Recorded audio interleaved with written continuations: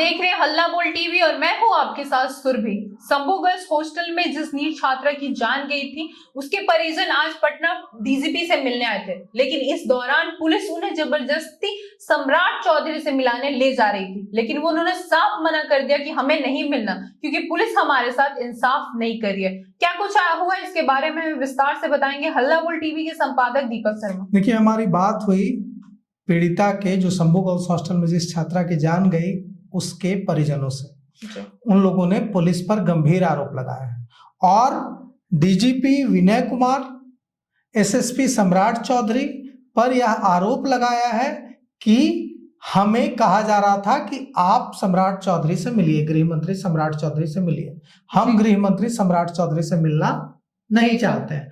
लेकिन बेऊर मोड़ के पास आरोप लगाया कि बेऊर मोड़ के पास एसएसपी कार्तिकेय शर्मा पहुंचे और कहा कि आप सम्राट चौधरी से मिलने चलिए जी। लेकिन हमने कहा कि हमें नहीं मिलना है और हम जा रहे हैं वापस अपने गांव और हमें पुलिस पर कोई भरोसा नहीं है, पुलिस की जांच पर कोई भरोसा नहीं है।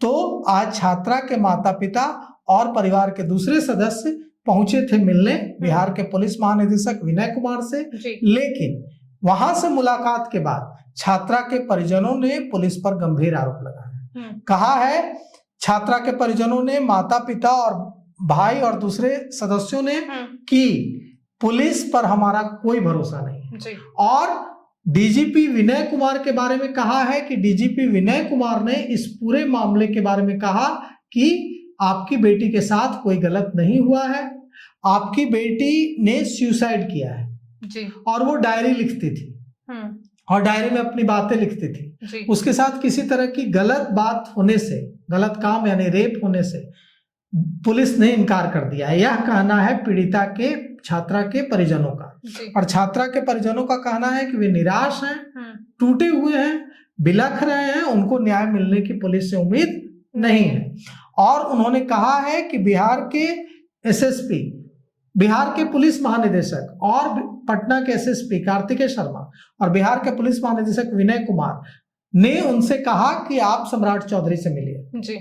गृह मंत्री सम्राट चौधरी से जाकर मुलाकात कीजिए, हम सम्राट चौधरी से नहीं मिलना चाहते हैं, हमारे ऊपर दबाव बनाया गया कि आप चलकर सम्राट चौधरी से मुलाकात कीजिए गृह मंत्री से।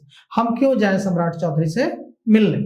और पुलिस पर गंभीर आरोप लगाए हैं पीड़िता के परिजनों ने। कहा है कि पुलिस बिक चुकी है, पुलिस दबाव में आ चुकी है और पुलिस इस मामले को सुसाइड का रूप देने पर तुल गई है। पुलिस कह रही है, उन्होंने कहा कि बिहार के पुलिस महानिदेशक विनय कुमार, एसएसपी कार्तिकेय शर्मा यह मान कर बैठे हैं कि यह सुसाइड का केस है और छात्रा के साथ कोई गलत नहीं हुआ है।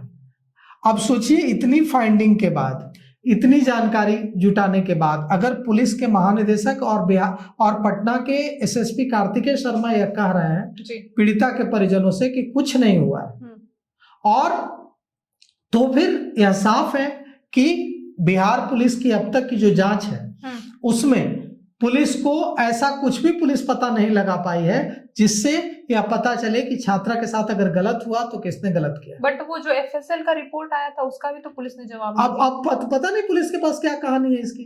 क्योंकि अगर बिहार के पुलिस, जैसा पीड़िता के परिजन कह रहे हैं, बिहार के पुलिस महानिदेशक अगर कह रहे हैं कि छात्रा के साथ गलत नहीं हुआ, मतलब पुलिस की फाइंडिंग में आ गया कि गलत नहीं हुआ। पीड़िता के परिजन तो कह रहे हैं, मेरी बात हुई, खुद से फोन पर बात हुई, उन लोगों ने खुद से मुझे फोन करके बताया कि इस मामले में पुलिस पर उन्हें भरोसा नहीं रह गया है और वे न्यायिक जांच की मांग करते हैं जी।